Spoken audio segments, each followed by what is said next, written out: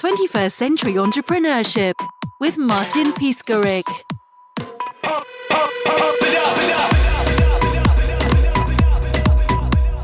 Hi, Alex. How are you, man? I'm doing well. It's great to meet you. Great to meet you too. So I'm just Googling your office address, and in Miami, a beautiful building you are in. Are you near the beach or? Yeah, so we're in downtown Miami, in an area called Brickell, and then we're right about 15 minutes from the beach. Very close to the water. Beautiful. Yeah, it's a good place to, yeah. And you have a beautiful building you are in. Oh, thank you. I appreciate that.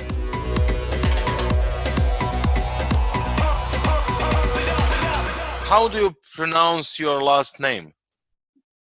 It's Onaindia. From where are you? I mean, original, your family. My father's from Spain, and his whole family. Oh, so you have Europe blood. Absolutely. So you are the bridge between the USA and our old mother Europe Union. Yeah, no, my mother is American and my father's Spanish. What about summer season and Spain? I got to get over there soon. I went to Spain a lot when I was younger, but I haven't been recently, and I need to get over there. Do you have some nice memories? It's a beautiful place. Yeah, it's a beautiful country. Spain is absolutely beautiful. It is. Yeah, no, growing up, we went to visit my grandparents, my father's parents, a lot. So mostly family time, but I really want to go over there, for vacation and some leisure time. Hi, Jonathan. How are you, man? I am doing well. How are you? Thanks. Very good. I'm wondering, from where are you? How can I pronounce your last name? Yesterday, Alex spoke about his regions. What about you? Yeah, my last name is Lubic, so my full name is Jonathan Lubic. I was born and raised in Miami. I'm half Brazilian, half American. American on my dad's side, so that's where my last name comes from. And I think it goes all the way back to Croatia, if I'm not mistaken. So probably. Yeah, that's the reason why I'm asking you. Yeah, exactly. Yeah, there's a Croatian heritage and source back there with my name, so that's where that comes from. So two of you are basically regarding your DNA covering the whole globe. Yeah, no, I got a lot of everything. Spanish, you are half Brazilian, and so it's very good. It's Brazilian American with a lot of others in between. Great energy. Up and up and up and up. What's your background? Can you tell us more about your business journey and your personal development journey? It's a small topic. So I grew, of course. So I grew up as an athlete, and I've always loved sports. It was something that really interested me, and I was always playing growing up and played through high school. And as I was going to university, knew I wasn't going to be a professional athlete or anything like that, but was really interested in the business of sports and really finding a way to work in that. And so when I went to Florida State University, I studied sports management. And so it's really a business degree, but was also a specialization on looking at the sports and entertainment industry. And so really enjoyed that. And as I was in school, I had some internships with a couple different agencies. I was learning a lot about the marketing and public relations side, of sports and business and how that all comes together. And then, after I graduated, was fortunate enough to work for a couple agencies, get some great experience learning from a lot of, veterans with good experience. I also worked with the Miami Dolphins of the NFL down here in their communications staff. And so all of those opportunities really got my feet wet and learning really what I was passionate about. And what I found was I really liked marketing and public relations and telling stories for brands. And so looking ways to not only, amplify a brand story, but then also use athletes and influencers, to tell that story and reach a large audience. That was kind of the impetus for Distinction Agency, which we started 2 years ago. I started with my business partner, Jonathan. And so we, really looked at the agency as we wanted to do a few different things, work with professional athletes, businesses, and social media influencers. We've seen, social media has grown so much over the last few years.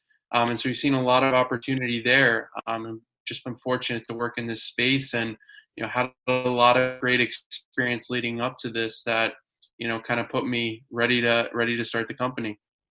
I find that I have like an interesting little story, to the point where it eventually started, the agency with Alex, that, I'm very much personally proud of as well. It's a little untraditional in a sense, but at the same time, it does follow certain paths that one would look to follow when getting towards starting their own company. But, in college, I went to college down here in South Florida in Miami. I went to Florida International University. And while I was in college, I worked 2 jobs because I was essentially paying for college out of pocket. So I was working 2 jobs as well as being a full-time student. And with that, as you can imagine, throughout college, my workload was pretty hefty, so to speak. Excuse me, Jonathan, share with the rest of the world the college issue in the US. As in like the cost of college? Yeah, sure. Oh yeah, no, college because there are some countries in Europe where you don't need to pay college at all, but in the States you have pretty high. Yeah, no, our tuition here in the States is, okay, it could range based on the school you're going to, whether it's a public or private school. But at the end of the day, college isn't cheap. That's what I think the bottom line is. College isn't cheap, and there's a lot of means to be able to pay for it, as simple as being able to get a loan. But we've also seen the impact that's had on those who take loans, way outside of their means, that they end up being, strapped down for years after college, or individuals that have certain talents that are very good in sports, or very smart and very able to get certain types of scholarships. There are ways to pay for it. For me specifically, the route I took was working 2 jobs in college. I was fortunate. One of the companies that I worked at also had a college payment program plan that assisted in paying for college a little bit, which kind of took the burden a little bit off my shoulders. But at the end of the day, one of my goals leaving college was to graduate debt free. So with that, I worked 2 jobs throughout college, and around the clock I was waking up. Shitty jobs or nice jobs? I would say both jobs were really good. Both jobs were cool, fantastic. I took a lot of career skills and personal skills and growth. That's great. With me, it was not just for the money, but it was your passion as well. No, absolutely.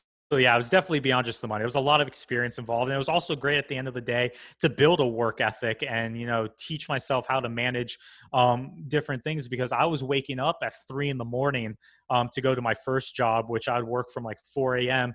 to 10 in. Then I'd go to classes all day. And then I'd go to my second job around 5 or 6 p.m. and work until later in the evening. So it built a lot of character.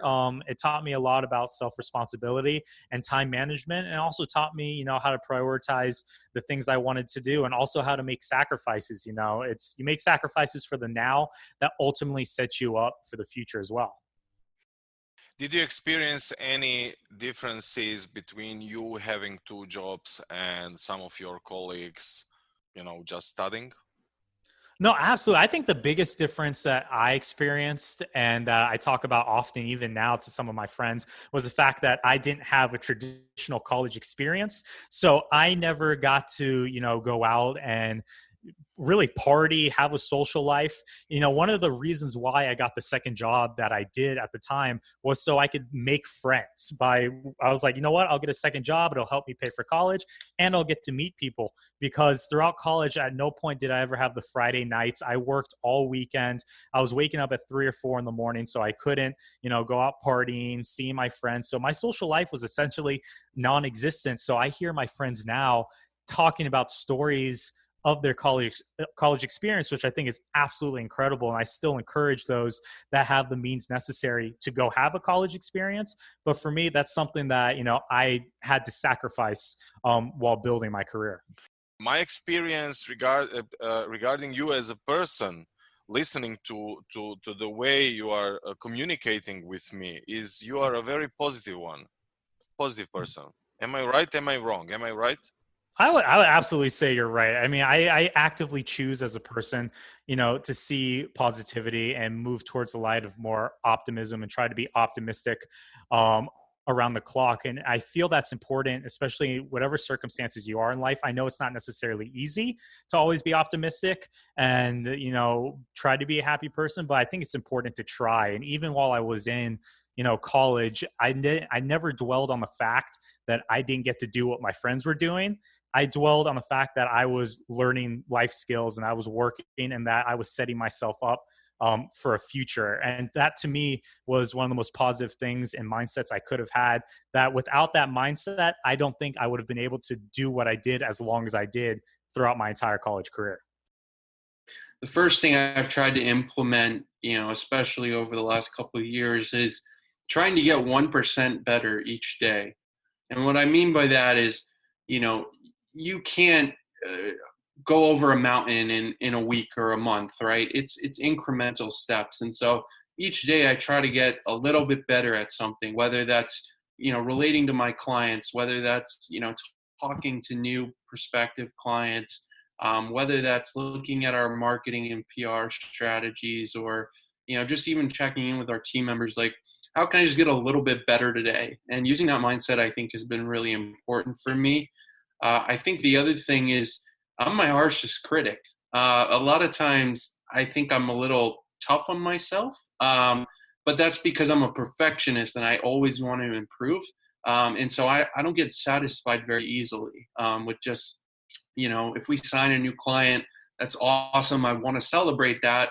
But I also want to keep in mind, like we were talking about earlier, how do we keep all our other clients, or what's the next, you know, obstacle we want to go on? So really being self-aware and being able to look at yourself and say, you know, how can I get better, or what did I do wrong today, I think is really important too.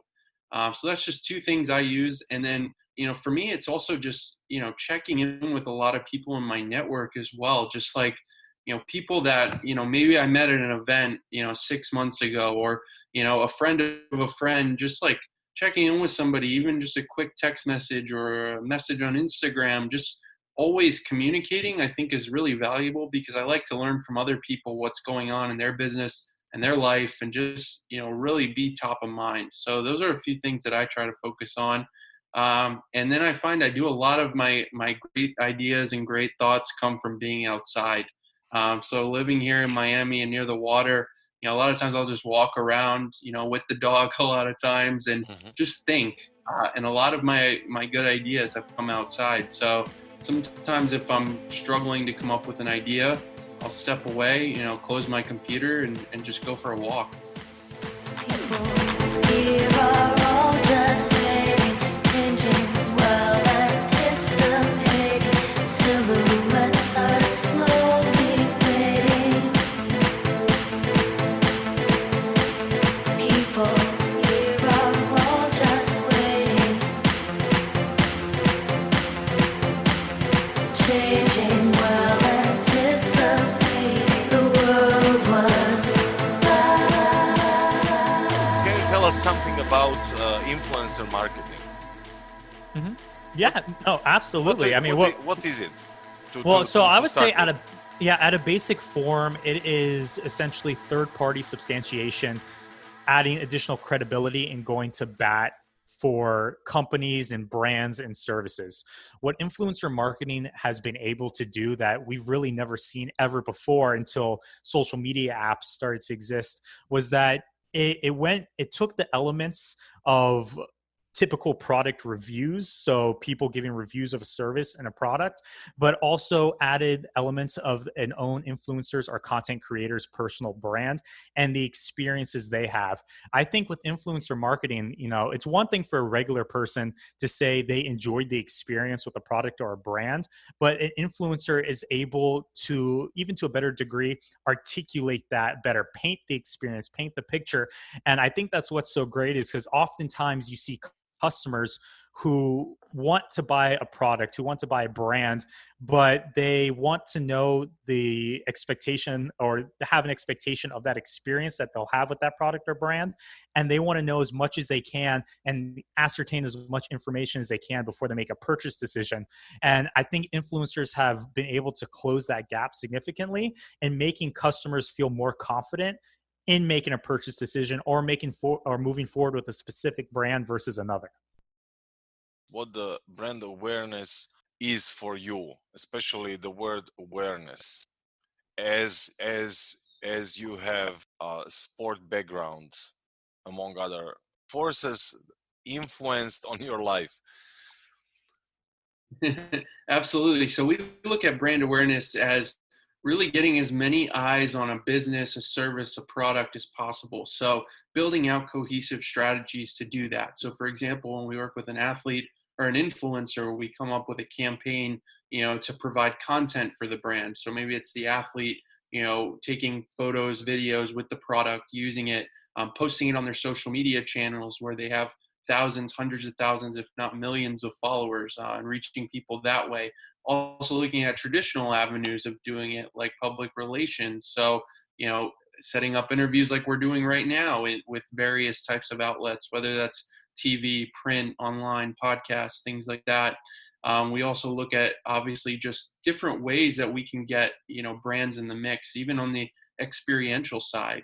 During the Super Bowl here in Miami this past year, we had an event where brands were involved. We had some athletes and influencers attended as well. It was a yacht party, and there were also some products on board this yacht. So we had these Nice, products Alex. in front Nice, of nice job you have, huh? yeah, we had these products in front of all these different individuals, and they're taking photos and sharing it on their pages. So that's all brand awareness to us, is how can we get as many eyes on something as Yeah, possible, sure. and do it in an efficient and cost-effective manner. Sure. When we fell off, when we fell off, when we fell off, when we fell off. First and foremost, it's about understanding what the goals of the client are and what the problems that they currently have now that are preventing them from, one, achieving that goal, or two, presenting additional challenges that they didn't foresee. And what we're doing at the end of the day is providing them a solution to these problems and providing them with a plan to achieve these goals. And every single client that we work with, all of our strategies and tactics are very personalized to that specific client. So that means we are very much taking the time to understand, who the client is, not only from what the customer sees, but also behind the scenes, what their mantra is, what they stand for, what their company motto really is, and ultimately, who their target audience is, who their target customer is. And then we also analyze a lot of the data that they've put together or gotten themselves to determine, why they've been successful in certain areas and why they haven't in others. Once we're able to really ascertain all that information, we're able to go back to our roster of talent individuals that we work with. And we have a lot of data information with every single individual and talent and influencer and athlete that we work with that allow us to really put together the perfect talent with the brand and ensure that they are aligned with their messaging and the audiences they're reaching. Now, with all that being said, I do want to put the caveat there that not only are we empowering the brands to have effective talent that will ultimately move the needle for them, but we're also aligning with the talent and allowing the talent to ultimately make the final decision on if they will move forward with the brand. Because at the end of the day, you see it all the time. Companies will sometimes hire talent or influencers for the sake of doing it without really looking at who the influencer is, who their audience is, their engagement, or if the influencer is even personally passionate about that product or service or vertical market anyway. That's something we, at the end of the day, make sure we're providing talent that will be a cheerleader for the brand, that will be an extension of the brand, will be a spokesperson, an ambassador, and will ultimately go to bat for the brand because we know their audiences will see the authenticity behind it. And that's what's important to us, is making these authentic connections between the brands and the talent. We work with professional athletes in various sports, so football, basketball, baseball. We even work with some Olympic athletes in track and field. We work with a professional skateboarder.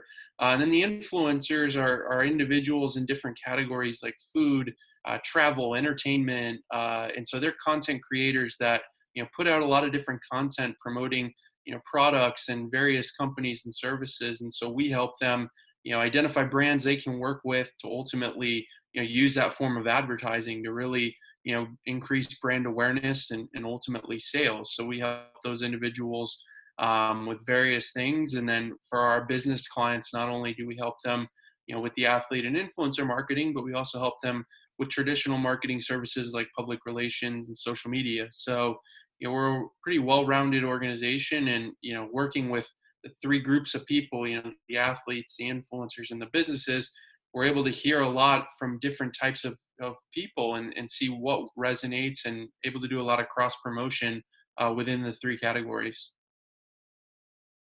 Can you share with us a real life example of a problem or a challenge Problem or challenge as in from a customer from perspective? one of your customer? Yeah. Yeah. So I'll give a little bit high level. Something that we've done often is work with a variety of different food-based brands, like different restaurants, and have put them together with food-based influencers. So foodies, those who have the hundreds of thousands of followers, and all they do is post, the beautiful photos about food, and they highlight different aspects of the restaurants. Oftentimes we're putting together programs for them and partnerships for them, where the problem for that they have is that the restaurant industry, especially in a market like Miami, can be very saturated. A market like Las Vegas, LA, New York, there's a lot of competition for these restaurants, and they have to try everything they can with a limited amount of budget to make sure that they can get customers through the door. And what we're doing is, when we identify the right creator for them, we're really taking into consideration the creator's audience and the type of content the creator is actually posting and the engagement they're getting on that content. That's because not every creator is the same. It's one thing to say you have a food-based influencer, but there's another thing when one influencer does more like bar food, while another influencer does high-end 5-star food, while another influencer only tries to do desserts, right? So we have to identify the exact talent that we can provide for like a restaurant, for example, so they ultimately can see the ROI on their investment. What was their reaction when COVID started? That's a great question. So I think every athlete, every influencer, every business was impacted by COVID in one way or another. We've seen it across, in sports. Every sports league stopped. Everything was canceled or postponed. We work with 6 athletes who are attempting to qualify for the Tokyo Olympics. Those were postponed till next year. Obviously, that was, that's a blow. I think everybody was a little disappointed and down about that for a little while. And even from a marketing perspective, some brands told us, hey, let's talk next year. We'd rather work with the athlete next year when the Olympics are coming up. So that was a blow. We work with some hospitality partners who their resorts closed. So that's obviously a factor as well. So I think everybody was impacted in one way or another. I think on the positive end, our business and our services are still needed for individuals during this time. Social media use has never been higher. People are on their social networks and their phones more than they've ever been. So there's a lot of opportunity there, for that increased attention. So there's both positives and negatives. I would say, we've really fought through it. We've pivoted a little bit, looking at some businesses that are doing well during this time and trying to work with them, while keeping in mind that some of our clients right now, it's not a good time to engage because, maybe they're closed, or maybe they had to lay off, half their staff. So it's been an interesting time, but I think we'll come out of this better than we were because, Absolutely. Adversity is really where you're tested. We put on blast with y'all and have a blast with y'all. So I'm blasting off from this catapult, living this life like an animal. Killing this mic with my mandible and thinking, damn, I'm full. Back to the night, I'm a dancing fool. Head up to the patio to spark a blunt. She said, where you get those moves? Bargains plus. What I need right now. Is there an impact in pricing? As there is a difference between being with your clients on the field in a real life versus just doing the gig from whatever part of the world? Yeah, sure. And I don't want to get, too much into our pricing as well. I'd prefer just to, keep it super high level. But what I will say about it, that, at the end of the day, from our experience, and this goes back to my own personal career over the years, that it's what your clients come to expect are quality results. results that are going to move the needle for the clients. And when you produce great results, pricing no longer becomes an issue because you're producing quality results and you're bringing things to the table, ideas, strategies, tactics that are effective for the brand or effective for the client. And at the end of the day, that's what they want. Is they need to turn a profit. They need to think about the bottom line. And we understand that, from a business standpoint. So it's not just, unicorns and fairies and, pretty pictures and pretty content and pretty influencers. It's providing results that are actually going to be effective. So we don't have to have a conversation, about his price versus their price versus their price. The conversation is, wow, this is great quality work. Let's do more. Let's expand here. Let's do this. Let's do that. I woke up, I'm blessed and got paid. I'm going in right now today. Shaking and spray. Celebrate life, I'm a king. Celebrate like I won rings. Celebrate hard, let them hate. Elevate to a level they look up and can't say a thing. Are there any differences in the vibe between your clients from the athletic world and some other clients? Yeah, that's an interesting question. I think each athlete regarding is energy different. flow and okay. So they're different. Each athlete is different. I would say there are some who, basically they trust you to do your job. They want to hear from you when you have an opportunity for them. But they're not really on top of it. They don't need to see updates all the time and things like that you might send to a traditional business client. Then you have other athletes who they want to be copied on the email correspondence. They want to know exactly what's going on, what opportunities are for them. They want to look at interesting opportunities. One thing we've done for a few of our athletes is equity endorsement deals. So rather than looking at, getting paid by a brand, putting that athlete as an ambassador who is a minority shareholder in the company and they receive part equity. So that's another interesting dynamic that not every athlete wants that, because some just want the guaranteed money, and rightfully so. But others would rather go long-term with a company, especially some promising startups. So each athlete is very different, but I would say, it's definitely working with them is different than working with a traditional business owner, because each of them just have different personalities, different goals they want to accomplish, and ultimately, what they're looking for during and after sports. And who is responsible for the communication? And do you have key account managers, or two of you guys are most of the time in communication with them? Or? We have a couple account managers in communication with them, and then it's my business partner and I really, just making sure everything's smooth, checking in with everybody, sending them texts, giving them quick calls, just keeping a pulse on everybody and trying to make sure that, we're finding opportunities for everyone too, because that's the other thing with sports marketing is, not every athlete is going to receive the same level of opportunity, right? It does vary. So I think, sorry. No, it's fine. My dog is sleeping, so I will go with her out when we will in a half an hour or something. But sorry, I lost my train of thought. But basically, I know what I was trying to say was that each athlete, the opportunities for them will vary based off of who they are and what they're doing off the field. We are big believers in networking and getting face-to-face time with our clients, with the talent we work with, and even with, other individuals within the industry as well. We spend a lot of effort getting to know other agencies, learning the services that other companies are doing and how they can complement our services and how we can complement theirs.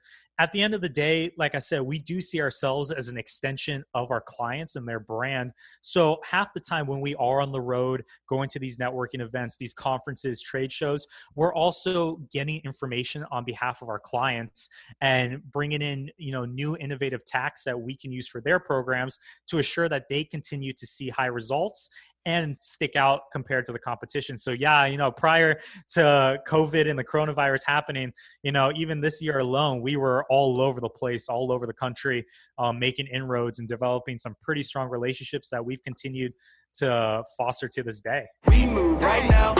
Hey. We move right now. Hey, we so right now. Hey, when you gonna pipe down? Never. We look at social media as, so there's 4 main platforms that we've typically been using for our clients over the last few years. So Instagram, Facebook, Twitter, LinkedIn, and then we've seen TikTok come on the scene recently. Oh yeah, and being sure. really Please popular. tell me what's going on with TikTok. It's a huge success. Oh yeah, I mean, we could do a whole nother episode just on TikTok, but yeah, that's really, huge. I mean, there's over 1 billion active users already A on billion that. already. Over 1 billion users on the platform, and what we've seen with that is it started with young people, the Generation Z, a lot of teenagers using it. But what we find with social media, and the same thing happened with Facebook, with Instagram, is these platforms age over time. So you get older users as you go. So Facebook initially started with a lot of college kids using it. And now it's a lot of people like my parents' age who are very active on Facebook. Really? And so we expect similar things with TikTok over time. And so it's a really interesting platform for businesses to look at right now, because there's a lot of ways to reach people. The organic reach is huge of the platform. You don't have to spend advertising dollars on there like Facebook, for example. So you can reach a lot of people. So it's a really unique platform. People are very authentic. It's not too scripted. Like a lot of times you look at Instagram, you can tell it's a professional photo shoot. Content was really, there was time that went into that. TikTok is more off the cuff, people just creating content and posting it. So it's a really interesting platform. We certainly are using a variety of different tools and platforms. That's the beauty about modern day technology. They're so advanced that they can provide so much data information so quickly and give you essentially a snapshot of the talent and the effect the talent can have. However, it goes beyond that. And I think that's why one of the reasons why our agency is so unique and why we've been so effective for our clients and customers is the fact that there's the people element behind it. Meaning, very much Alex, myself, and other members of our team actively take the time to go through the influencer's profile and have a conversation with the talent.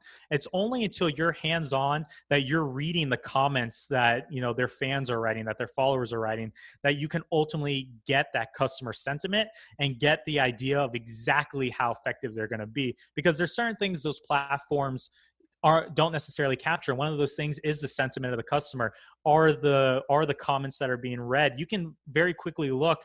It's one thing if an influencer's all their comments are just a bunch of emoji smiley faces, and there's another thing if the influencer comments are, wow, this looks beautiful, this looks nice, let me tag my friend.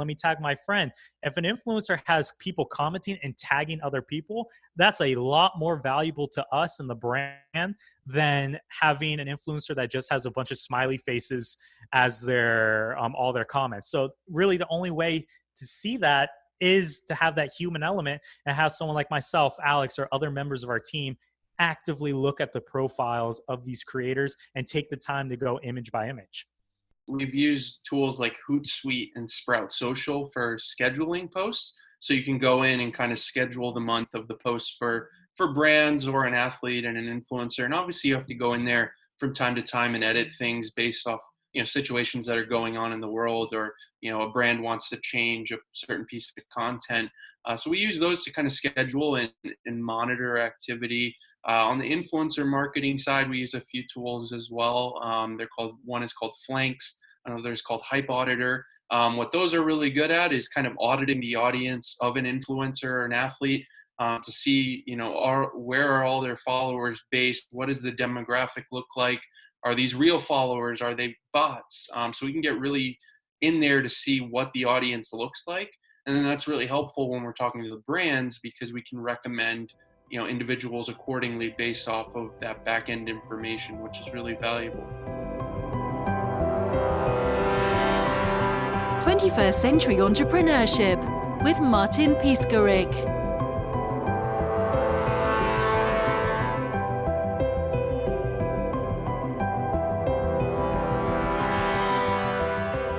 What are your company's advantages? I would say absolutely. I would say it is an advantage compared to some of the the companies that are so bottom line focused, and so number oriented, and just approach this as a numbers game, as in they try to go after as many people, as many companies as they can, throw out a big net and take back what they catch. For us, it is because we're more hands-on and more tailored.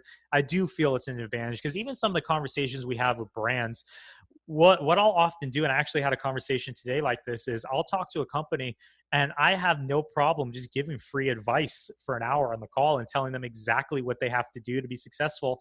And if they don't work with us, they don't work with us, or they do work with us. You know, I get it. That's ultimately the decision of these companies, that they have to prioritize differently. And we just want to be a resource to them. And I think that becomes an advantage, because at the end of the day, these companies see that, and they just see that our focus is ultimately at providing results and moving the needle, that they, you know, decide to partner up with us. And what about your organizational structure? Yeah, it's a great question. So my business partner and I really oversee everything. We, spearhead all of our efforts with business development and client relations with the clients we work with. And then we have some talented individuals, in each department, whether it's athlete marketing, influencer marketing, social media, public relations. And our team's really young. We've looked at it that, marketing has evolved over time, and that, a lot of the strategies that worked 10, 15, 20 years ago aren't working as much now. So we really have embraced innovation and being a young team. And, we're still being 2 years old, we're still pretty relatively young company. And so there's a lot of collaboration, and we really try to just let everybody have a voice and come with new ideas. I mean, that's really what it's all about for us. Great approach. How did you choose them? Yeah, so it's been a few different ways, honestly. A lot of the, individuals we started working with, we've had some interns come on that, we started working with and seeing what they could do, and then have kept them on long term. Other people have come through recommendations, or people that we met at events like a trade show.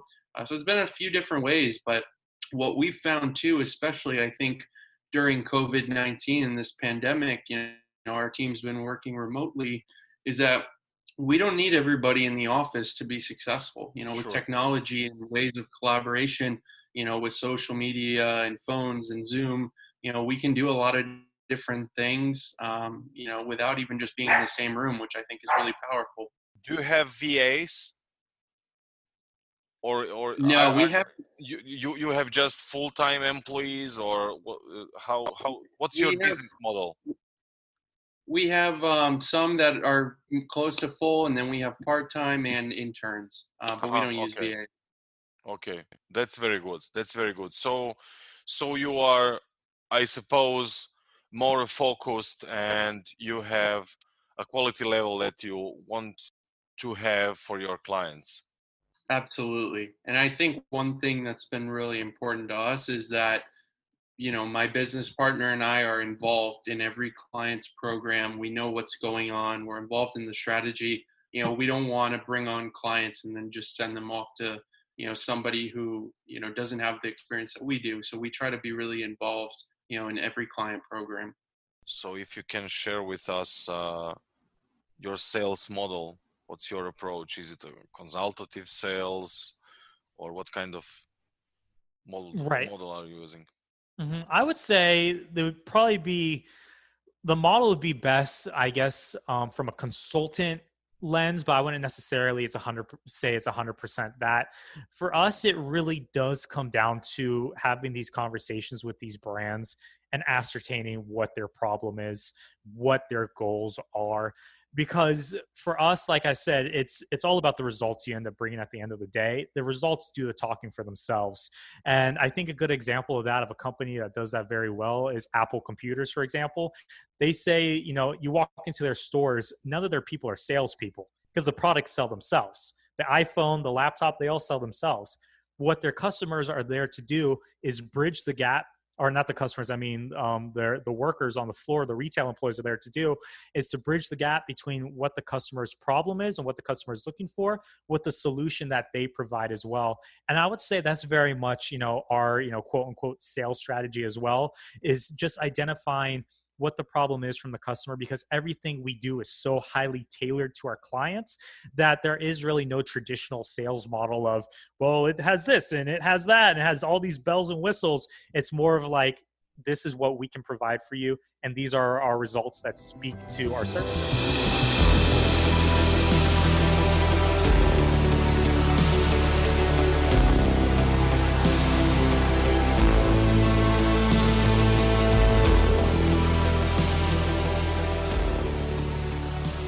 Is it easier to work with a partner or to work by yourself?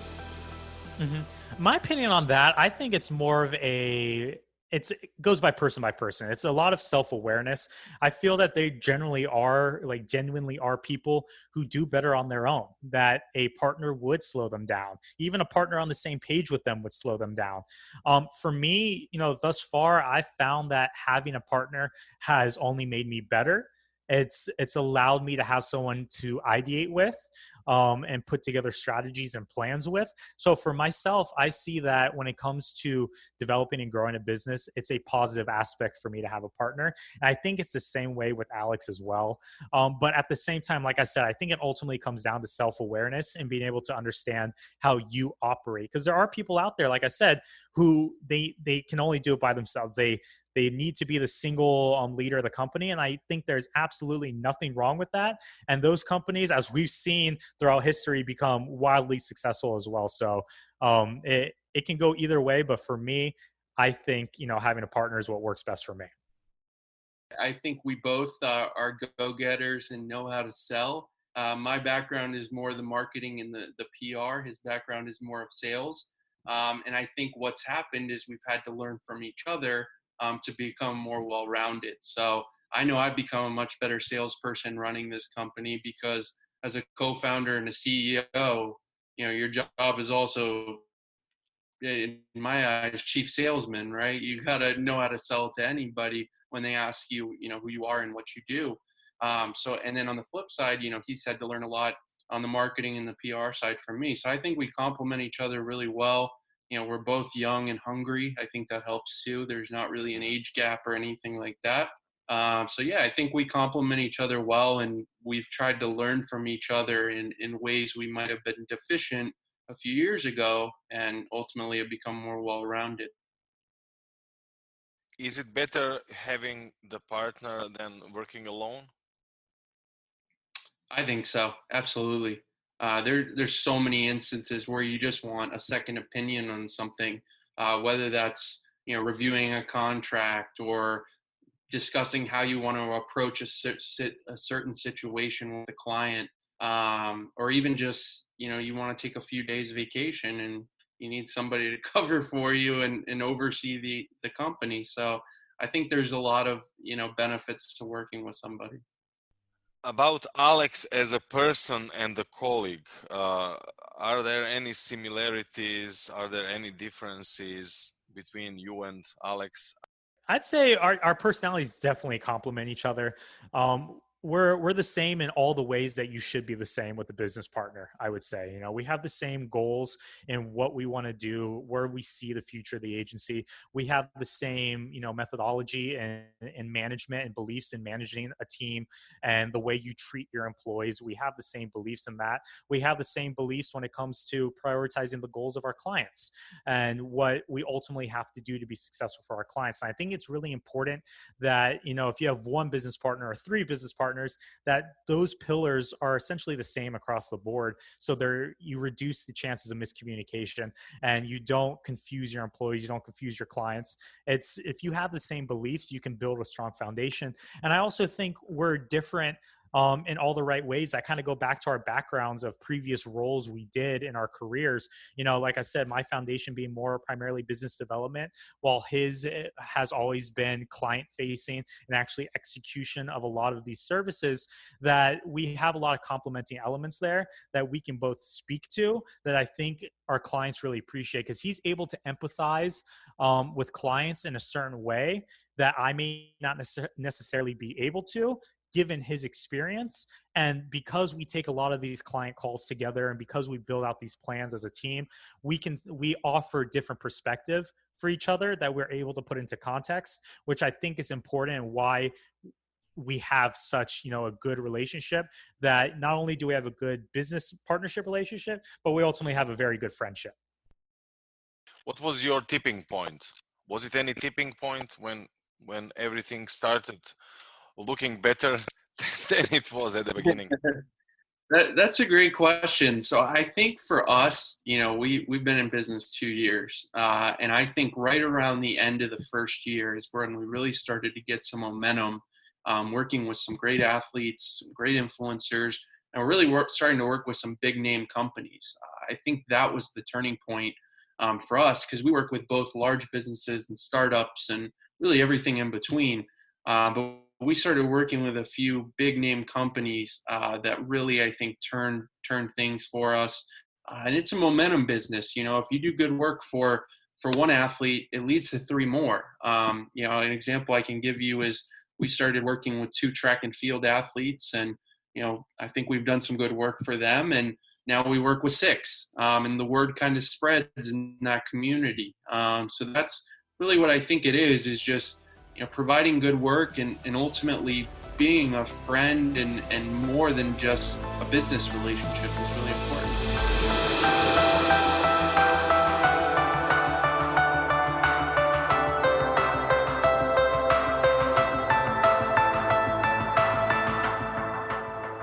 If we can just wrap up all that you spoke about, you giving yourself into the relationship building and business development,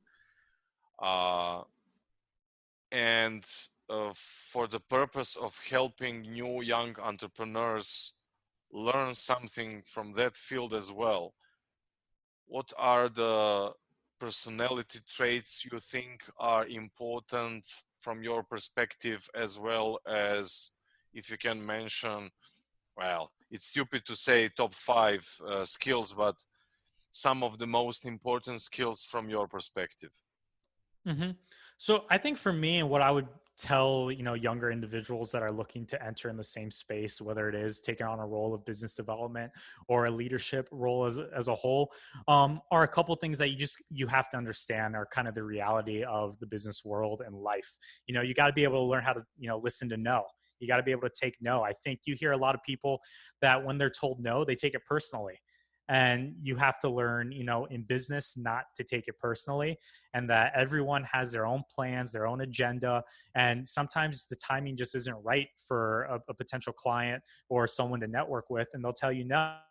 And it's important to be able to move past that. And I think that rolls into my other thing, which is, not to beat yourself up over things. I feel like, a lot of people will issue a lot of self-punishment to themselves if they don't hit the quarterly goal, or they don't get the client they're trying to get, or get the deal, or do the campaign successfully. That there's a lot of self-punishment that can lead to a lot of negative aspects that ultimately will just affect your life across the board negatively.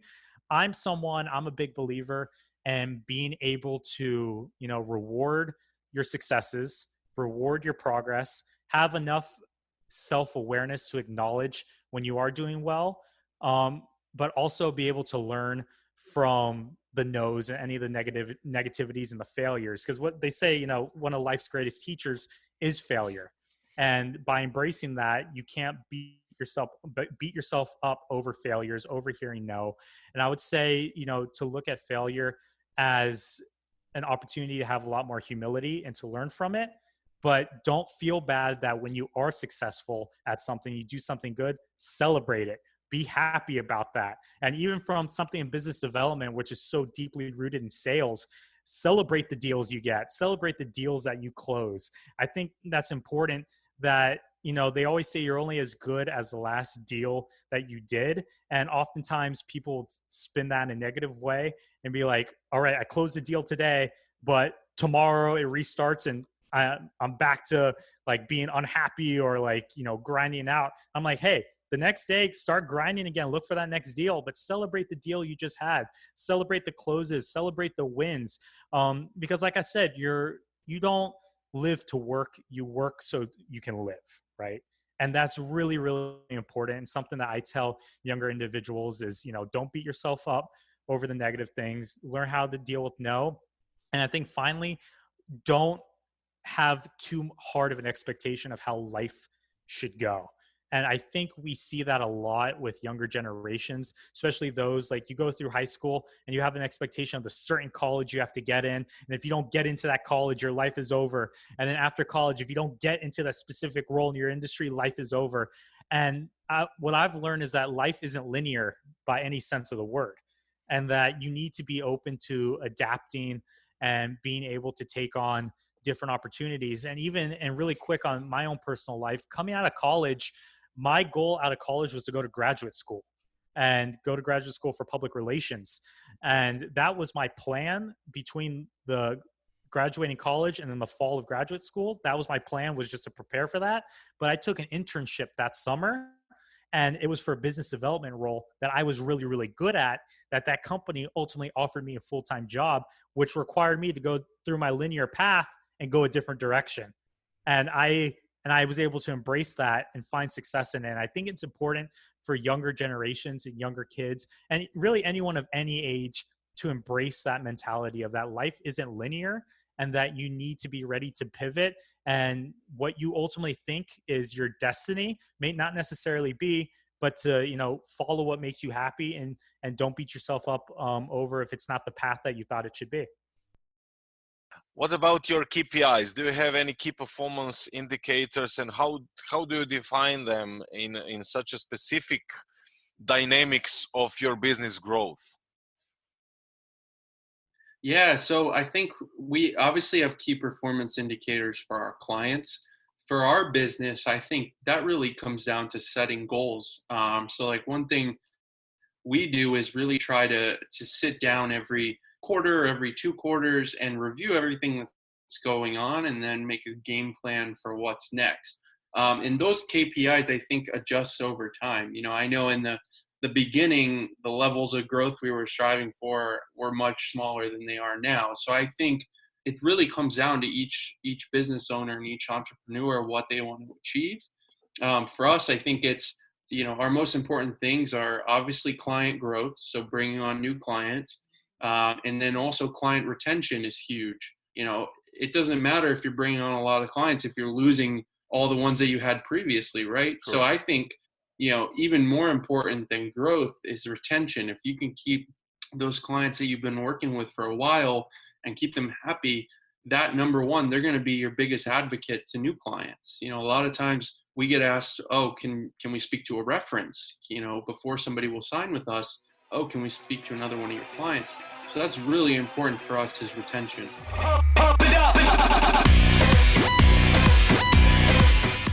All I say, I think Alex probably covered it the most, but our website, distinctionagency.com. You can reach out to us there.